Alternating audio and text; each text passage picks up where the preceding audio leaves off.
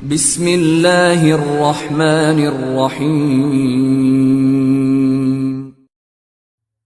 ساری حمد و ثنا اس عظیم خدا کے لیے جو بڑا مہربان اور رحم کرنے والا ہے۔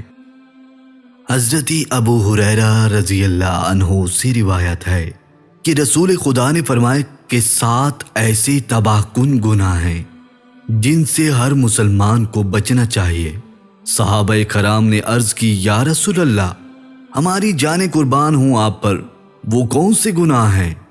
آپ صلی اللہ علیہ وآلہ وسلم نے فرمایا، اللہ کے ساتھ کسی کو شریک ٹھہرانا، جادو کرنا اور کروانا، جس جان کا قتل اللہ تعالیٰ نے حرام ٹھہرایا ہے اسے ناحق قتل کر دینا، یتیم کا مال کھا جانا، سود کا کاروبار کرنا، لڑائی کے دن دشمن کو پیٹھ دکھا کر بھاگ جانا، اور پاک دامن نیک عورت پر الزام تراشی کرنا، یہ سب سے بڑے تباہ کن گناہ ہیں۔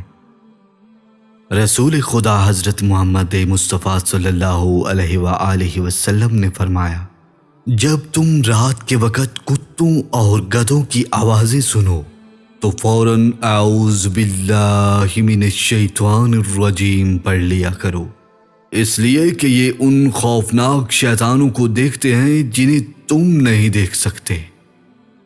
رسول خدا صلی اللہ علیہ وآلہ وسلم فرماتے ہیں کہ 5 جانور ایسے ہیں جنہیں مارنے میں کوئی گناہ نہیں، کوا، چیل، چوہا، بچھو اور کاٹ کھانے والا پاگل کتا۔